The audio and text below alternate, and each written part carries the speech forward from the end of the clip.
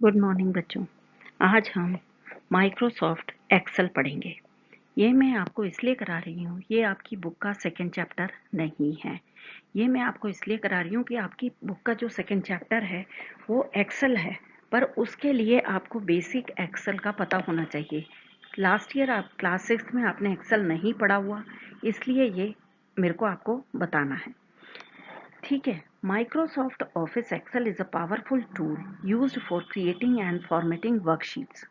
जो एक्सेल जो होता है वो एक पावरफुल टूल होता है जिससे हम स्प्रेडशीट बना सकते हैं और उसको फॉर्मेट कर सकते हैं। A large sheet having data and information arrange in row and column is known as spreadsheet. ये जो होती है ये कॉलम और रो के रूप में होती है, जिसे हम स्प्रेडशीट कहते हैं। इसका नाम सिर्फ स्प्रेडशीट ही नहीं, इसको हम वर्कशीट भी कह सकते हैं। इसके बहुत सारे यूज होते हैं, जिसमें से आपको मैं बताती हूँ। ऑफिस में आपको किसी चीज़ की, ऑफिस में जो रिपोर्ट्स वगैरह बनती हैं, जो डेटा रखा जाता है, फाइनेंशियल डेटा, तो वो सब इसी से होता है। जो प्रॉफिट एंड लॉस निकाले जाते हैं एक्सेल में ही निकाले जाते हैं। कोई एवरेज सेल निकाली जाती है वो भी आपकी एक्सेल में ही निकलती है। ये तो यूजेस थे ऑफिस के। अब मैं बताती हूँ आपके स्कूल में इसका यूज़ क्या है। जब आप लोग के जब एग्ज़ाम्स होते हैं उसके बाद आपका रिज़ल्ट बनता है। आपका जो रिज़ल्ट बनता है वो एक्सेल पर ही बनता है। सारे बच्चों का एक साथ ही रिज़ल्ट बनता है। अब आप जब फर्स्ट टर्म का जो आपका प्रैक्टिकल होगा, एग्ज़ाम में जो प्रैक्टिकल होगा, वो भी आपको अपनी मार्कशीट ही बनानी होगी। आपको इतना आ जाएगा करना। समझ में आया? अब ये आपको जो आपकी मार्कशीट है, ये आप खुद अपने आप से बना पाएंगे इसको। और स्कूलों में भी मार्कशीट का काम एक्सेल में ही होता है। अब मैं आपको बताती हूँ ओपनिंग एमएस एक्सेल। सबसे पहले हम स्टार्ट बटन पे क्लिक करेंगे, फिर हम ऑल प्रोग्राम्स पे क्लिक करेंगे, फिर माइक्रोसॉफ्ट ऑफिस पे क्लिक करेंगे और लास्ट में हम क्लिक ऑन माइक्रोसॉफ्ट एक्सेल 2010 इस पर क्लिक कर देंगे। बच्चों, यहाँ भी आपको स्क्रीन के ऊपर दो विंडोज़ दिखाई दे रही हैं। पहली विंडो जो है विंडो 98 की एक्सेल विंडो है। इसमें आपके सबसे ऊपर टाइटल बार दिखाई दे रहा है। उसकी सेकंड बार जो है, टाइटल बार में लेफ्ट साइड में आपको टाइटल दिखाई दे रहा है माइक्रोसॉफ्ट एक्सेल, और राइट साइड में 3 बटन है, मिनिमाइज, मैक्सिमाइज और क्रॉस बटन। ये आपकी विंडो एक्सेल की है। उसके नीचे आपके मेन्यूज दिखाई दे रहे हैं, फाइल, एडिट, व्यू, इमेज, इस तरीके से। और जो नीचे वाली विंडो है वो आपकी एक्सेल की विंडो है, माइक्रोसॉफ्ट एक्सेल 2010। इस विंडो में आपको मेन्यूज नहीं दिखाई देंगे। इसमें अब यहाँ जाते हैं टैब्स एंड ग्रुप्स, जो आपको आगे पढ़ने हैं। आपको इसी विंडो पे अब काम करना है, इसलिए मैंने दोनों में आपको फर्क दिखाने के लिए ये एक साथ पिक्चर लगाई है। आपकी स्क्रीन पर आपको एक विंडो दिखाई दे रही है। ये विंडो 10 है, जिस पे आपको अब काम करना है। इसमें सबसे ऊपर आपको टाइटल बार दिखाई दे रही है। इसके लेफ्ट साइड में तो आपको इसका टाइटल दिखाई दे रहा है माइक्रोसॉफ्ट एक्सेल 2010, और राइट साइड में आपको 3 बटन दिखाई दे रहे हैं, जिसे हम मिनिमाइज, मैक्सिमाइज और क्रॉस बटन बोलते हैं। उसके नीचे आता है आपका file tab. File tab contains different options which make task easy to work in MS Excel software. उसके नीचे आ जाता है आपका quick access tool bar. Quick access tool bar जो है वो टाइटल बार पे ही है। ये कई कई टास्क को इजीली करने में काम करती है। उसके बाद आता है आपका रिबन। रिबन जो होते हैं उसके दो पार्ट्स होते हैं, टैब्स एंड ग्रुप्स, जिनसे बहुत सारी कमांड अरेंज की जाती हैं। उसके बाद आता है नेक्स्ट आपका formula bar. Formula bar Excel में जितने भी काम होते हैं सब फॉर्मूले के हिसाब से ही होते हैं। जो भी आप फॉर्मूला अप्लाई करेंगे वो यहाँ फॉर्मूला बार में डिस्प्ले होता है। उसके नीचे आते ही आपकी नेम बॉक्स। नेम बॉक्स होती है जिस भी आप सेल को, एक्टिव सेल पे जिसके आसपास बाउंड्री बनी होती है उसको हम एक्टिव सेल कहते हैं। जो भी सेल एक्टिव होती है उसका नेम यहाँ पर डिस्प्ले होता है। Sheet tab. शीट टैब में आपकी वर्कशीट का नाम डिस्प्ले होता है। जो जिस वर्कशीट पे आप काम कर रहे हो उसको हम एक्टिव वर्कशीट बोलते हैं, जो बोल्ड लेटर्स में दिखाई देती है। उसके अलावा यदि आपको सेकेंड शीट पे जाना है, नेक्स्ट शीट पे जाना है, तो आप जस्ट एक सिंगल क्लिक कर देंगे टैब के ऊपर, तो आप सेकेंड शीट नेक्स्ट शीट पे पहुंच जाएंगे। लास्ट आ जाता है आपका option status bar. Status bar में आपके करंट स्टेटस डिस्प्ले होता है और इसमें आपका जूम ऑप्शन भी आता है। नेक्स्ट आपका है कंपोनेंट्स ऑफ एक्सेल वर्कबुक। अभी तक आपने विंडो के देखे थे, अब आप वर्कबुक के देखेंगे। जो वर्कबुक होती है वो वर्कशीट से मिलकर बनी होती है। यहाँ दोबारा से ध्यान दीजिए, वर्कबुक जो होती है वो वर्कशीट से मिलकर बनी होती है, जिसको हम फाइल भी कह सकते हैं। इसको सेव करते समय हमको ऐसा लगता है कि हम वर्कशीट सेव कर रहे हैं, लेकिन एक्चुअली हम वर्कबुक को ही सेव करते हैं। इसमें हम एक एक्सटेंशन लगता है। एक्सटेंशन एक एड्रेस का काम करता है, जिससे फाइल का पता लग जाता है ये कौन से सॉफ्टवेयर की फाइल है। जैसे आपके घरों में एरिया वाइज डिवाइड होता है, जवाहर नगर दूसरा एरिया, इनके एरिया के हिसाब से पता चल जाता है कि ये कहाँ का कोई लेटर आता है, तो आपको पता चल जाता है कि ये जवाहर नगर का लेटर है, ये बर्मिस कॉलोनी का है, ये सी स्कीम का है, ये मालवीय नगर का है। इसी तरीके से एक्सटेंशन जो होता है उससे पता लग जाता है ये फाइल कौन से सॉफ्टवेयर की है। ठीक है, तो एक्सटेंशन बाय डिफॉल्ट लगा होता है, इसमें आपको अलग से लगाने की जरूरत नहीं होती। एक वर्कबुक में 3 वर्कशीट होती हैं। शीट नंबर 1, शीट नंबर 2 और शीट नंबर 3 होती है। जो एक्टिव होती है वो बोल्ड होकर बोल्ड दिखाई देती है नीचे शीट टैब में। ठीक है, इसके अलावा जो वर्कबुक होती है उससे हम वर्कशीट को डिलीट भी कर सकते हैं, ऐड भी कर सकते हैं और रीनेम भी कर सकते हैं। यूजर अपनी रिक्वायरमेंट के हिसाब से कर सकता है ऐसे चेंजेस। अब इसमें आता है नेक्स्ट आपको वर्कशीट। वर्कशीट जो होती है वो हॉरिजॉन्टल रो और वर्टिकल कॉलम के कॉम्बिनेशन से बनती है। दिखाई दे रहा है आपको? आपको एक छोटी पिक्चर दिखाई दे रही है, आपको साइड में जो नीचे आपको दिखाई दे रही है वो आपको वर्कशीट दिखाई दे रही है। उसमें आपकी सिंगल शीट दिखाई देती है और इसमें एक शीट में, एक एक्सेल वर्कशीट में नंबर ऑफ कॉलम्स होते हैं 16,384। दोबारा से सुनिए, एक एक्सेल वर्कशीट में नंबर ऑफ कॉलम्स होते हैं 16,384 कॉलम्स होते हैं और नंबर ऑफ रोज होती हैं 1,48,576 रोज होती हैं। ध्यान रखिए, रोज नंबर ऑफ रोज ज्यादा होती हैं, 1,48,576। अब मैं यहाँ पे एक चीज और क्लियर कर दूं आपको, जो हॉरिजेंटल होती हैं वो रोज होती हैं जिनको हम नंबर 1 2 3 4 से डिफाइन करते हैं, और जो कॉलम्स होते हैं वो उनको हम ABCD से डिफाइन करते हैं। रो जो होती हैं एक सेल में हॉरिजेंटली डायरेक्शन में डिस्प्ले होती हैं। ईच जो एक रो होती है उसको एक नंबर से डिफाइन किया जाता है। इनको हेडिंग डिस्प्ले होती है इनकी वर्टिकली 1 से शुरू होकर अप टू लेके 1,48,576 तक। मतलब जहां से ये नंबर एक वर्कशीट में स्टार्ट हुए हैं 1 2 3 से स्टार्ट होते हैं असेंडिंग ऑर्डर में, और अप टू कहाँ तक जाते हैं 1,48,576 तक। ठीक है, नेक्स्ट आपका आ जाता है कॉलम। कॉलम जो होता है वो एक सेल में वर्टिकल डायरेक्शन में होता है, ऊपर से नीचे की तरफ। इनको हम एक यूनिक लेटर, अल्फाबेट्स जो होते हैं उनसे डिफाइन करते हैं।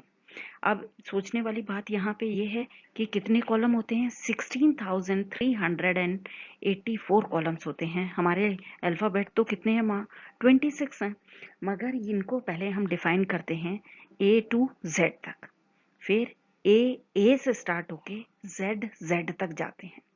उसके बाद जब यहाँ तक खत्म हो जाते हैं फिर ट्रिपल टाइम A शुरू हो जाता है, जो आगे चलता रहता है अप टू 16,384 तक कॉलम जहां डिफाइन होते हैं वहां तक। नेक्स्ट है आपका सेल। सेल जो होती है वो सबसे छोटा यूनिट होता है एक वर्कशीट का।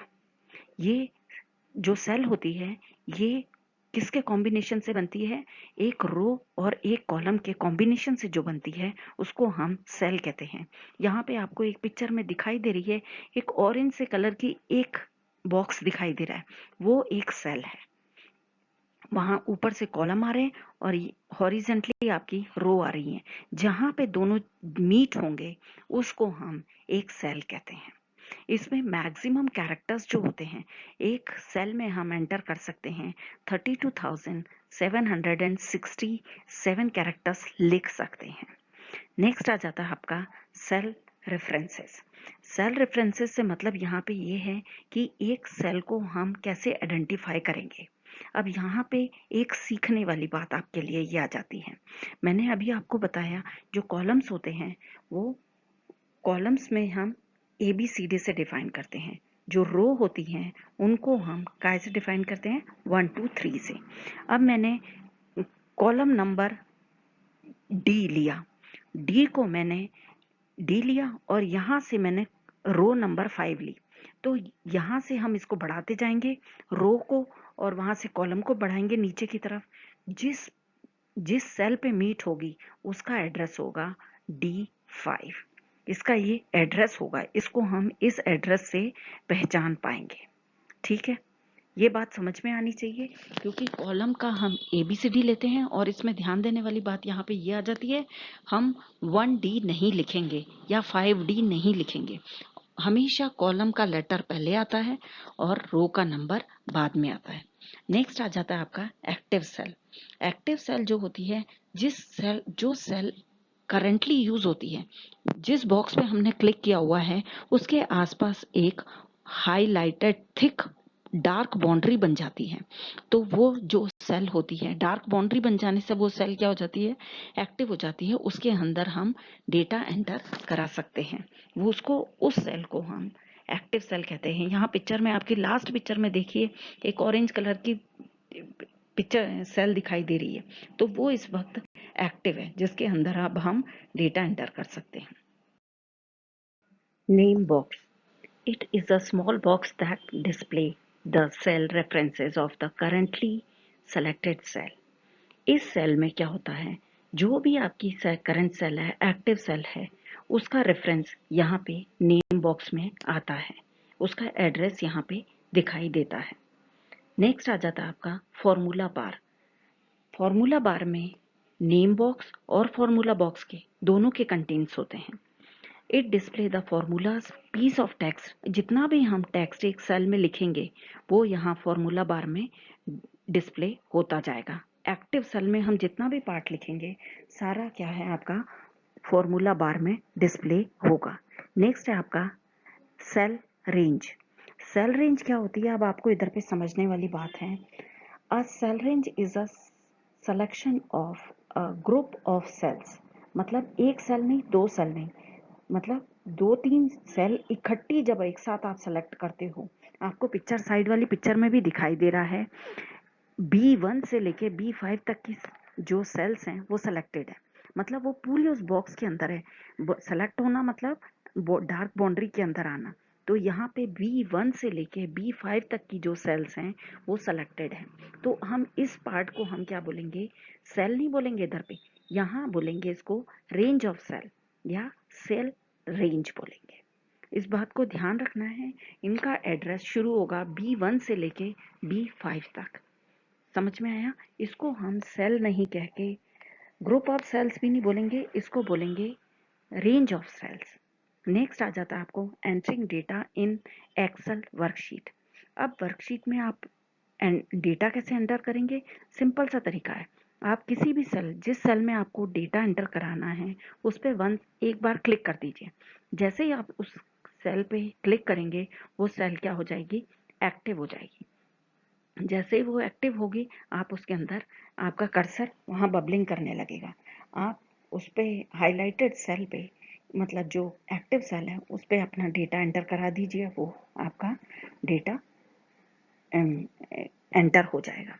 ये आपको यहाँ फॉर्मूला बार में भी डिस्प्ले होगा, जहाँ पे 2 ऑप्शन आपको मिलेंगे, कैंसल और एंटर बटन के, जिसको यदि आपको ऐसा लगता है कि गलत है तो आप उसको कैंसिल भी कर सकते हैं, और यदि आपको लगता है सही आगे आगे इसको कंटिन्यू करना है तो आप इसको एंटर करके आगे बढ़ सकते हैं। नेक्स्ट आपका है selecting and deselecting of cell. Select करना, किसी भी सेल को सेलेक्ट करना, सिंपल उस सेल के ऊपर एक क्लिक कर देंगे तो उसके सेल के अराउंड एक बाउंड्री बन जाएगी। इट मीन्स वो सेलेक्टेड है। उस सेल के अलावा आप कहीं और किसी और सेल पे क्लिक कर देंगे तो जो पहले वाली सेल थी वो डीसेलेक्ट हो जाएगी और नेक्स्ट सेल जो है जिस पे आपने क्लिक किया है वो सेलेक्ट हो जाएगी। ठीक है। अब to select a range of cells using mouse, अब एक माउस के थ्रू आप रेंज ऑफ सेल कैसे सेलेक्ट करेंगे। जस्ट आपने फर्स्ट सेल के ऊपर एक क्लिक करना है। ध्यान देने वाली बात है, फर्स्ट सेल के ऊपर आपने एक क्लिक करना है और माउस को ड्रैग करते रहना है लास्ट सेल तक, जहां तक आपकी रिक्वायरमेंट है। जहां तक आपको सेलेक्ट करना था वहां जाके आप माउस का लेफ्ट बटन छोड़ दीजिए तो आपका उतना एरिया सेलेक्ट हो जाएगा। ये तो था आपका यूजिंग माउस। अब यूजिंग कीबोर्ड, कीबोर्ड से भी आप इसको सेलेक्ट कर सकते हैं रेंज ऑफ सेल्स को। तो इसमें आप फर्स्ट सेल के ऊपर क्लिक कीजिए, उसके बाद आपने शिफ्ट की के साथ एरो की को प्रेस करना है तो आपकी रेंज ऑफ सेल सेलेक्ट हो जाएगी। काय से? कीबोर्ड से। माउस से आपने पहले देखी थी, अब आप कीबोर्ड से भी इसको सेलेक्ट कर सकते हैं। टू सेलेक्ट अ कंप्लीट रो, यदि आपको एक पूरी कंप्लीट रो को सेलेक्ट करना है तो आप उस रो की सिर्फ हेडिंग को सेलेक्ट कर लीजिए, पूरी रो आपकी सेलेक्ट हो जाएगी। इसी तरीके से टू सेलेक्ट अ कॉलम, तो आप उस कॉलम के हेडिंग को सेलेक्ट कर दीजिए तो पूरी लाइन, पूरा कॉलम जो है आपका सेलेक्ट हो जाएगा। Deselect a cell of range, आपने रेंज ऑफ सेल सेलेक्ट की हुई है, अब आपको ऐसा करना है, उसको डीसेलेक्ट करना है, सिलेक्शन से हटाना है। तो आप आउटसाइड मतलब वर्कशीट में ही उस रेंज के अलावा बाहर कहीं क्लिक कर दीजिए तो आपका जो रेंज ऑफ सेल सेलेक्टेड थी वो डीसेलेक्ट हो जाएगी। नेक्स्ट आ जाता है आपका modify column and row. Modify column and row में आपका है कि यदि आपने कॉलम की जो चौड़ाई है उसको बढ़ाना है अपनी रिक्वायरमेंट के हिसाब से तो आप इसको कैसे कर सकते हैं। इसमें स्टेप्स हैं। Position the cursor on the boundary of the column in the column heading. Column की जो हेडिंग है, जैसे ABCD जहां लिखा हुआ है, जिस भी कॉलम को आपको थोड़ा ज्यादा चौड़ा करना है तो उसके राइट साइड में आप अपने कर्सर को ले जाइए तो कर्सर का एक साइन चेंज हो जाएगा, डबल हेडेड एरो का हो जाएगा आपका, प्लस बन जाएगा, सॉरी प्लस बन जाएगा आपका क्या, कर्सर। तो उसको आप राइट साइड की तरफ ड्रैग कर दीजिए तो वो आपका जो कॉलम की विड्थ है, मतलब जो चौड़ाई है वो उसके कॉलम की जितनी आपको चाहिए वहां तक उसको ड्रैग करते जाइए। और जहां आपकी कॉलम की जो चौड़ाई है वो सेट हो जाएगी, आप रिलीज द माउस बटन, आप माउस बटन को छोड़ दीजिए तो उतनी बड़ी आपके कॉलम की चौड़ाई हो जाएगी। नेक्स्ट आपका है auto fit the column width. अभी आपने कॉलम की जो विड्थ थी वो चेंज की थी माउस के थ्रू। अब आपने करना है ऑटो फिट, मतलब अपने हिसाब से। ऑटो फिट मतलब जैसे आप लेटर्स लिखते जाएंगे वो अपने आप उसके हिसाब से अपनी चौड़ाई को एडजस्ट कर लेगा। Position the cursor on the boundary of the column in the column heading whose width you want to adjust. जिस भी कॉलम के आपको चौड़ाई चेंज करनी है आप उसके हेडिंग पे ABCD में से जो भी आपको जिसकी भी चेंज करनी है उसके राइट साइड पे आप अपना कर्सर लेके जाएंगे। अब आपका कर्सर डबल हेडेड हो जाएगा। वहां पे आपने डबल हेडेड पे आपने डबल क्लिक करना है। तो डबल क्लिक जैसे ही आप करेंगे तो वो ऑटो फिट फीचर आ जाएगा आपके पास। जितना आप लंबा टेक्स्ट लिखते जाएंगे वो उसके हिसाब से एडजस्ट होता जाएगा। नेक्स्ट है to modify row height.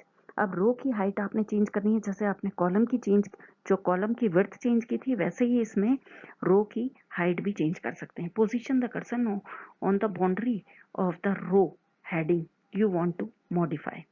The cursor changes to double headed. Double headed आपका क्या हो जाएगा, कर्सर चेंज हो जाएगा इधर पे। Click and drag cursor up to decrease और down to increase the row height. आपकी जो रो की हाइट है आप नीचे की तरफ लेके बढ़ाएंगे, क्योंकि आपने हाइट बढ़ानी है उसकी, तो नीचे की तरफ ड्रैग करेंगे, तो इससे आपका जो रो है उसकी हाइट जो है वो बढ़ जाएगी। Release the mouth button and row will resized. जो आपकी रो है उसका साइज पहले से अब बदल जाएगा। अब नेक्स्ट आ जाता है आपका मूविंग अराउंड द वर्कशीट। अब मैं आपको ये चीज़ बता दूं, आपके कीबोर्ड पे जो एरो कीज होती हैं, अप डाउन राइट लेफ्ट, ये 4 जो कीज होती हैं, इनके थ्रू हम पूरा एक्सेल इसी से यूज़ करते हैं। जब भी हमको अपनी सेल, जिस जो एक्टिव सेल है उसके राइट साइड में जाना है, तो हम एरो कीज को यूज करेंगे राइट साइड जाने वाली को। जब हमको लेफ्ट साइड में जाना है तो लेफ्ट साइड वाली एरो की को यूज करेंगे। आपको अप साइड में जाना है तो आप अप वाले जो एरो की है उसको यूज करेंगे, और डाउन साइड आना है तो डाउन वाली एरो की को यूज करके अपना टेक्स्ट पूरा करेंगे।